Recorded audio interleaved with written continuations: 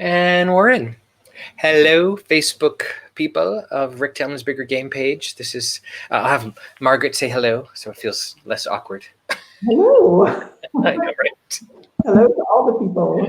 Yeah. Hello, hi there, Bigger Game. You guys hang out in my space, and you guys know I do a Facebook Live with you every morning, and I've been featuring colleagues and bigger game players and specialists and clients of mine for the last, I don't know, couple of weeks now, who are doing remarkable work in the world. So if you're just joining us, say hello in the chat box, and know that, of course, along the way you can ask questions or make comments. And you all know how Facebook Live works a little bit. Margaret, you and I are just going to chat while people arrive. So how's your part of the world? Like, where do you tell them where you live and what's happening? Yeah, I'm here in Boulder, Colorado, where we're doing pretty well. It's still beautiful weather, so we can still do lots of outside stuff. You're not burning.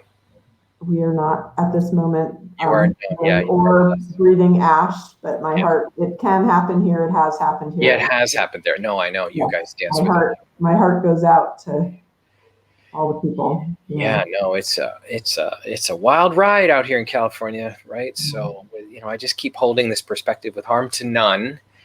But Mother Earth's going to do what Mother Earth's going to do, and we do our best, and right. So, and try to control, and we do our best. So anyway, well, welcome everybody. Say hello if you want in the chat box, just to sort of give us a name to say hello to.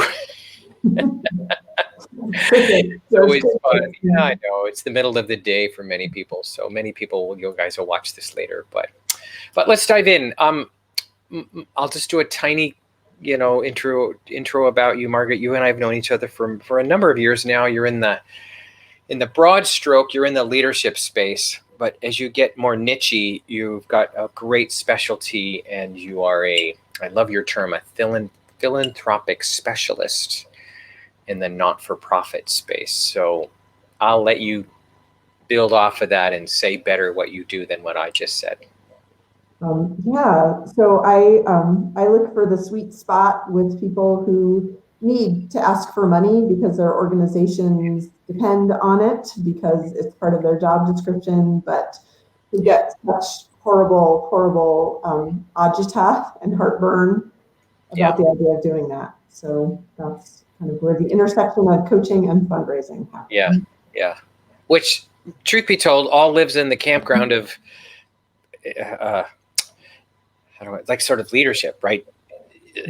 Talking to people about what you're up to, with a vision, being able to tell a good story, So let's just be wildly curious at the open, like what's going on in your space, in the non-for-profit space. And by the way, for those of you that are joining, say hello. We're having a conversation today with Margaret, Katz, Cann, around the nonprofit space. But what's going on, like from your perspective, Margaret? Yeah, I think it's a time with a lot of do or die for nonprofits.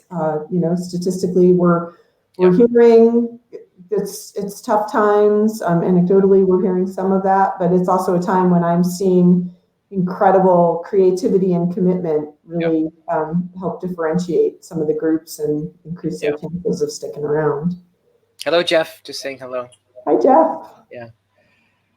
Yeah, I want to underline the whole. It comes back to the leadership conversation. Like I have a number of friends who are in the nonprofit, right? And they're watching their leaders sort of find it and grab it and enroll people and give them new ways to talk about it and up the game on the online. Like they're either in it or they're frozen by it, or they're, sort of catapulted out, if you will. Yeah, I was in a session last week, and as you say, with all due respect to all of it, it was a session about, plan ahead for your merger or how to go out of business. And I listened because it's practical, but the voice inside of me was like, no. Like there's, don't have to go there until you really have to go there. Yeah. They were already planning the end. Right. Like It was over. Like in their minds, it was over. Exactly. Oh my gosh. Planning now to, like an exit strategy. Merge. Yeah. Oh, wow. It That's was brutal. It was brutal. I mean, it was practical in many ways, yeah. but it hurt my heart to be part of it. From your, without going into who they are, but from your perspective as a coach and a trainer and a speaker and all you do in the world, was that the right, like, do you think it's too soon? Like, what's your opinion? My opinion is that we don't need to go down without a fight. Yeah. You know, I don't think we get to decide for the world what's needed, what isn't needed in terms of nonprofits. You know, the donors will decide, the leadership of organizations will decide. And I don't think there's a matrix right now to predict who is and isn't going to be okay. Mm-hmm.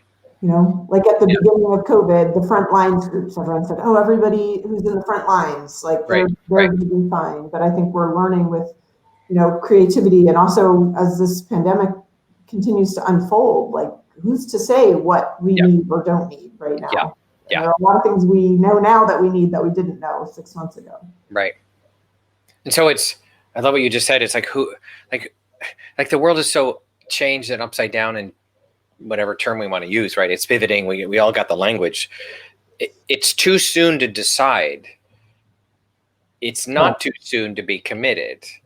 Yeah, exactly. You know? And an example, like one of the groups that I work with helps provide therapy services for teenagers who are in mental health crisis and whose families can't afford to pay for therapy. And you know, those first few weeks, for an example, that group was like, we're just going to stand back because food is what's needed. Right. Like, how long did it take? Not very long to say, no, you're very needed, maybe more needed, and as more needed, correct. Impact, right? So there are so many stories like that from nonprofits where at first they might think that they're not relevant, but they're actually learning, oh, they are maybe more relevant.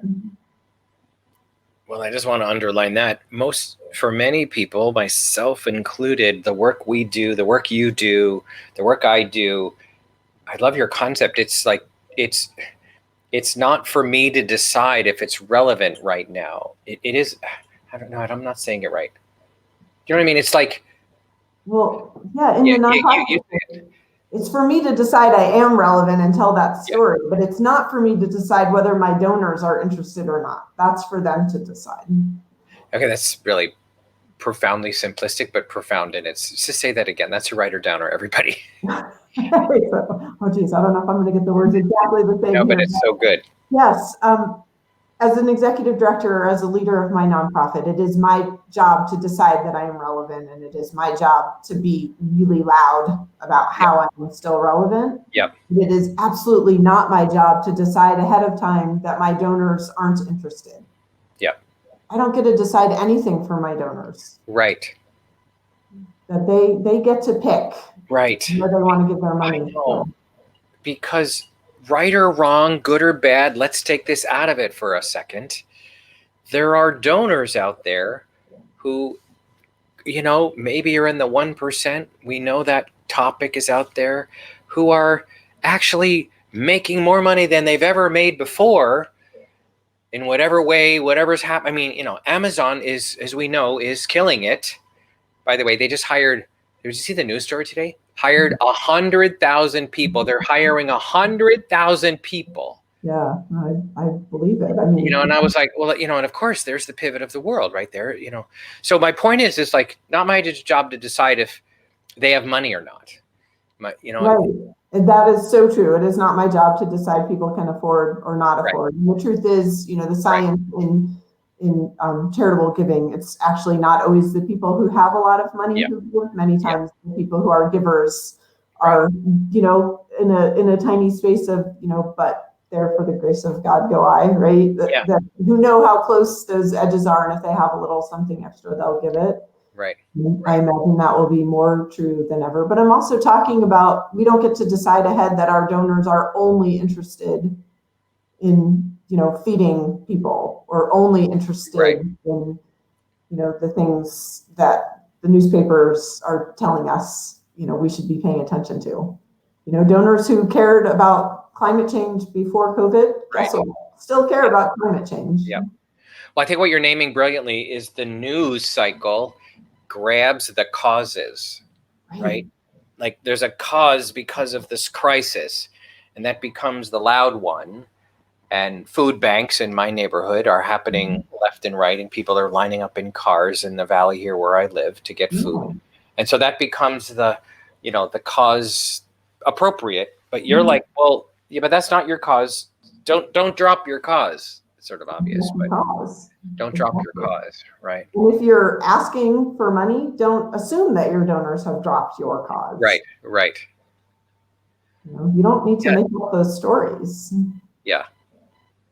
That's it's so fascinating. As you talk about this, I just realized it's so true how it happens. It's sort of cause of the, no disrespect when I say this, everybody, it's sort of like cause of the day or cause of the week or cause of the month.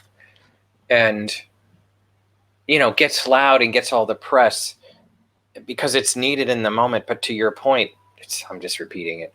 Don't drop the thing you stand for. Like if I stand for the world needs coffee, that's leadership. Like don't drop the agenda. Right. And, aren't we learning that even though right. COVID feels like it's everything, and it is everything, but at the same time, all the other things are still happening. Are still there. Yeah.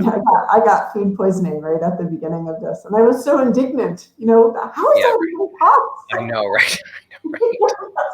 I know.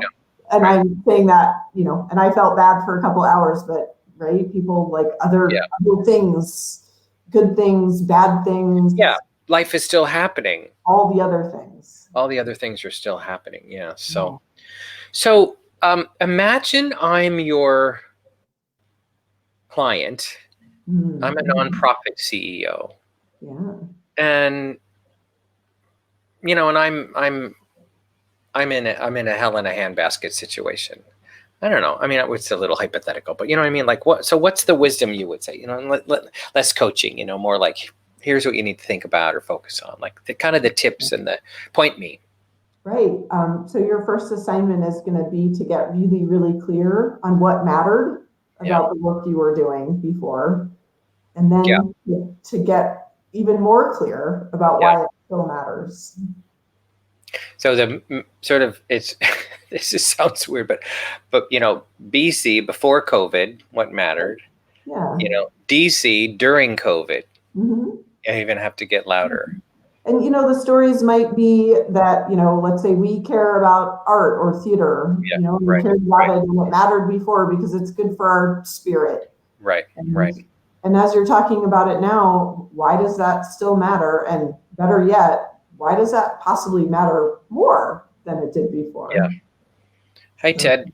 No, I think you just brought up a really important distinction to make. See, when things go to life or death, which is kind of where we are, right? COVID is life or death. We could all die from this from one breath. Not to be dramatic, but it's true. I'm one breath away from. We all know how it can go. One bad inhale. Yeah. Say it again. One bad inhale. Yeah. Yeah. One bad inhale and my life can be over. That's dramatic, but they've proven how it goes. That, not for everybody. We all know that. So my point of this is that life or death is very loud. Yes. And when life or death happens, it's like raising money for the local symphony. Like, never mind. Yeah. Right. It's sort of Maslow's hierarchy of needs, right? Oh my God, we need food, we need water, and we need shelter, and all that extra stuff goes away. And you're a voice that says, no, wait a minute. Don't drop that.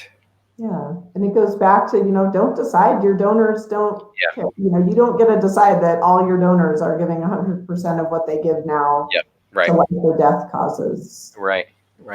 My light just went on, everybody. That's why it got dark. So I think it's burning out. I don't know what's happening. We'll give it another shot. See how long it lasts. Yeah, I think that's we can use that as a metaphor, right? The light can go out on your cause, right? If we're not careful, So in terms of tactical things to do, because I chatted with another friend of mine the other day who is in the nonprofit space. Won't go into where she works, but I'm just going to let my light go out, you guys. So it's going out. My light's out. So there you go. Rick, your light comes from me. My voice isn't gone, but my why did I bring her up? She was it's gone to a 2D world with Zoom.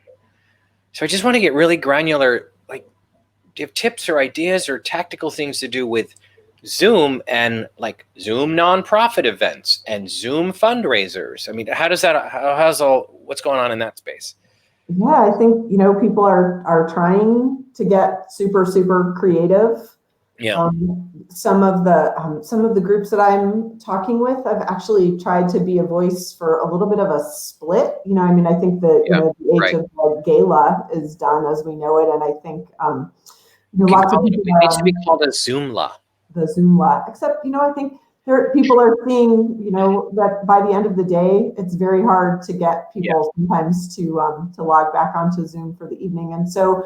I'm trying to be the voice of what can you do on Zoom that's actually fun and connecting. Yeah. And then for your fundraising, you're doing more one-on-one. You're doing more individual outreach. Right. To people and telling your story. Because I think participation is tricky, but moving around, we know that anything that involves getting up from your seat on Zoom, music, things like that. So we're, yes, if you can get creative. But the name of the game is how can we use these events to connect, keep people up to date. Have you been a part of or seen a quote unquote, they're fundraising events, but have you seen a fundraising event at night on Zoom yet or online? Yes, I have attended a couple. You have how are they? Like, how are they? What's going on? What I wanted to happen, but what didn't, would be the bottom half contest. Everybody puts on like something nice on top. Yeah. I know, right? I mean, that would bottoms. That's a great idea, right? Everybody stand up, right? They used a lot of chat rooms and they had prompts and discussion questions. So it tried to mimic, if you were at an event and there were 8 people at your table. Yeah. What would you be talking about? Or, right? Can we give you a conversation prompt? I've seen people have, live music performances. Yeah, right. I think that's a winner. I've seen people do some fun. I think at this point, creative and goofy. Yeah, at the end of the day. I'm with you. It's getting, it can get all so serious, and it gets significant and heavy, and and you add a bunch of fear inside of that, So let's just bounce off of that word for a second, because you're also well versed and you hang out in the helping leaders, whether it's nonprofit or profit.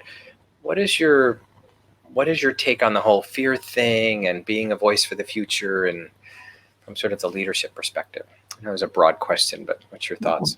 I think there's the sort of three-pronged approach, and the first is actually understanding your fear, which around fundraising comes from understanding the ways that you got programmed to think about money. What are your stories? What is the voice in your ear from a parent or a community about the shame of asking, or all those kinds of things. So that's prong 1. Prong 3 is really connecting to your passion, to you are out here because there is something bigger than you that you are the voice of. And then prong number 2 is when you find yourself being sucked towards prong number 1 and getting, feeling like you're 6 and being scolded for asking for something fancy in the window. How do you correct? What do you have to do to catch your breath and get yourself back into that strong kind of sage, big leadership voice again? Yeah. Well, I think what you're brilliantly naming, and you do, this is a part of your work, which I've always loved, is sort of the money story, the money conversation. Like if you don't do the backstory of the money conversation, the asking story is pretty tough. I mean, because you train them on how to ask for it. But if it comes from a space of terror and I can't ask for that money and I don't deserve and all that other stuff, man, it's a pretty hard ask. It's not an authentic ask. Right. And people who give, it brings them a lot of joy. Right. Yeah. But not if you're asking from a place of shame and apology. That's not joyful. Yeah. Yeah. Okay, that's just a real key point. Everybody's got to get that. Don't ask for money with an apology. Yeah, there's no, right? I mean, again, you're asking for something that is bigger. Right. who you are, for who are your clients, whether Right. it's children or the trees or youth, like they need this. This Yep. isn't, you gotta get out of your own way here. Yep. Yep. Yep.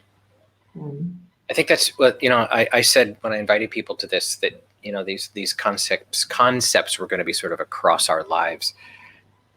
Our money story is a topic that everyone can look at, right? What's my relationship with money? What's my relationship with big money? What's my relationship with people who make big money?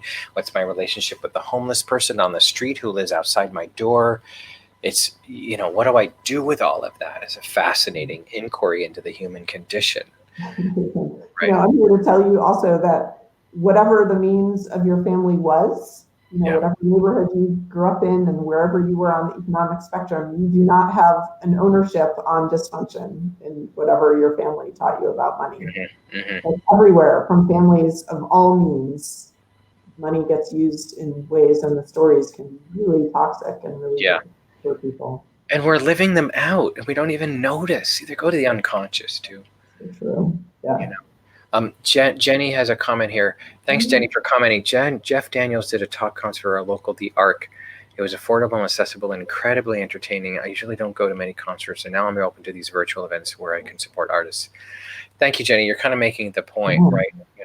So, I mean, the world is going to a place. We don't know if it's coming back. There's a lot of language out there. We're going to come back, and it's going to come back. And you guys have heard me say there's no back.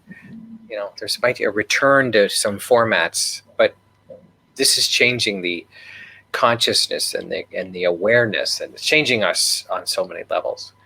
But Jenny, you're making the point of our job, and I'm going to be an hour in this, as leaders, and in this case, Jenny, to your point of Jeff, like, is to make these experiences as engaging as possible. Like, that's the leadership job. Yeah.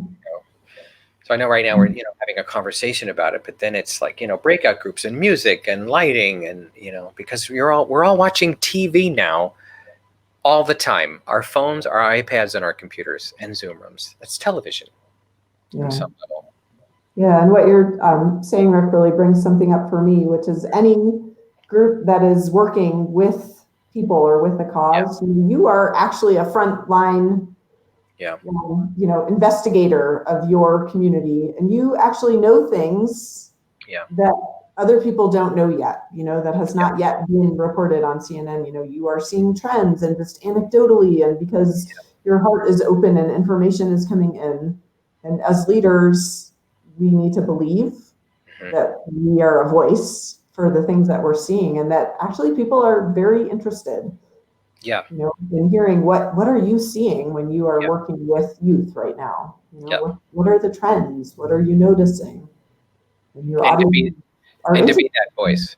Sorry, I interrupted. That voice. Yes. Yeah, exactly. Yeah, I could go down the list of people in my world and some of the circles I follow. I'm watching people who maybe they have a little leg up on the online world, right? God bless. They've either learned it, or they hire, or they have a staff, but they are the voice of, like, we're not stopping. It's no, like it's a, and Margaret, you and I've chatted about this. Like, it's a no, not on my watch. Is this stopping?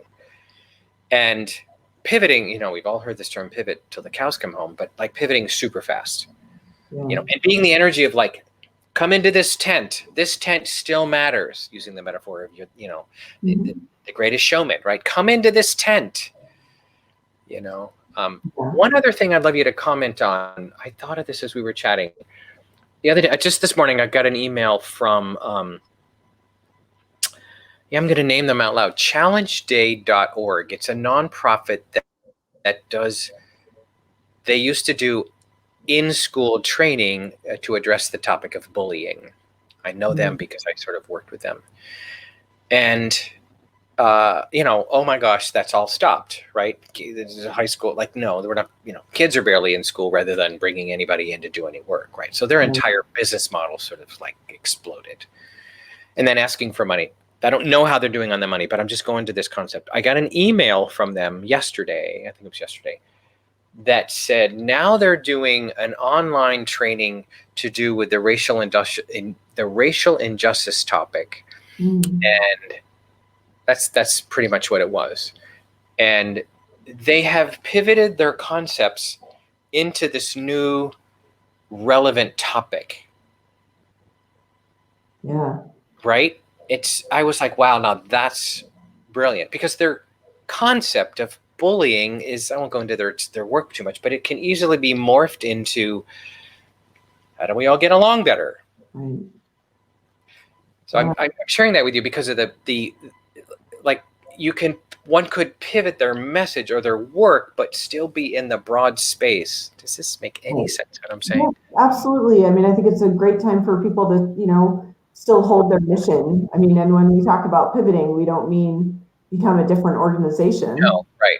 But it's get really creative, like what's needed now? Yeah. That still is, that you are uniquely positioned to step into. Yeah. Or that you have an opportunity to make a difference for your stakeholders by doing something that's a little bit different right now. Right, right. And it was a great example for me of that's such an incredibly hot and important topic in our culture. Right. And so they looked at it and went, oh, we could be a voice for that over there. And it was a training, and it was free. It's the classic, we got to give it away right now because that's the model. And I could probably expect in the next day or two maybe to ask for money for it because it went well or something. I can feel the trajectory of, oh, now we're doing this. Would you be willing to donate? Right. Now that you've seen how it works. Right. Yeah. Versus, will you give us money now for something that we can't deliver to the schools because someday we'll get back to the schools? And, I can feel in my heart go, wait a minute, I don't even know if, that might be 3 years away. Yeah. And Rick, I know what you're saying because, I don't think shuttering is right. Right. Find something you can do. And with all, truly, I understand that there are organizations where every part of their service model is not possible right now. Mm-hmm. But what I love that you're bringing up is, don't keep talking about what you can't do. Yeah. And start asking yourself the question, well, what can you do? Yeah. That's the perfect segue to, I'm going to put Margaret's website in here, and it should go up. You guys can see it. Tell them what they won, Margaret. They win. I would love to explore if you are working with an organization as a board member, as an executive director, as somebody who's feeling like the breath got knocked out of you a little bit, and you're worried, and if you are in a perspective of anxious, I would love to explore with you. Can we help stand you in a different perspective? Yeah, that is more compelling. And I also know one of your sweet spots is the creativity of what does a fundraiser look like online, down to the detail. Yes. That's super fun. We could, to your point, we could have it be a party, and we could have it be a 70s show. You know what I mean? There's I love how you kind of get into the granular level of helping at that level. So how can we make this happen? How can we make something happen? Yeah. So reach out to Margaret if you're in that. Here's the truth. Margaret is a incredibly well seasoned. We've been around each other for a long time. I know your work, I know your heart, and I know your mind, and I know your gut. You have good instincts. And so in the leadership space, and by the way, everyone's a leader of your life, so there's that possibility. Reach out to Margaret. But also in that sweet spot of oh my gosh, my nonprofit is fill in the blank, and I'd love to just have an exploratory, supportive, generative conversation with Margaret. You're ready to do that. So, all right, everybody. Let's see. Margaret, what do you want to say to sort of be at the end of our time? Yeah, just I love the nonprofit world. I love the simple, elegant way that we make a difference, that we keep agendas of the world moving forwards. I have deep passion for it, and I'd love to learn more about what you have going on. Yeah, cool. Thank you for the good work you do, Margaret. Thank you, everybody, for watching. If you watch this live or if you're watching this later, may some of these ideas, concepts, words, heart space, insights, may a morsel of them activate something in you from our conversation today. And truly, if you're in my space, and now you're in Margaret's space, but thank you, you're in my space, what I know is you're doing good work in the world. So thank you for doing the good work you do in the world. And more to come, everybody, from me. As you know, I end these words these days a lot. I send you peace, ease, love, health, and wealth to your part of the world. So blessings, everybody. More to come. Be well, Margaret. Thanks, hon. I'm just going to end the broadcast.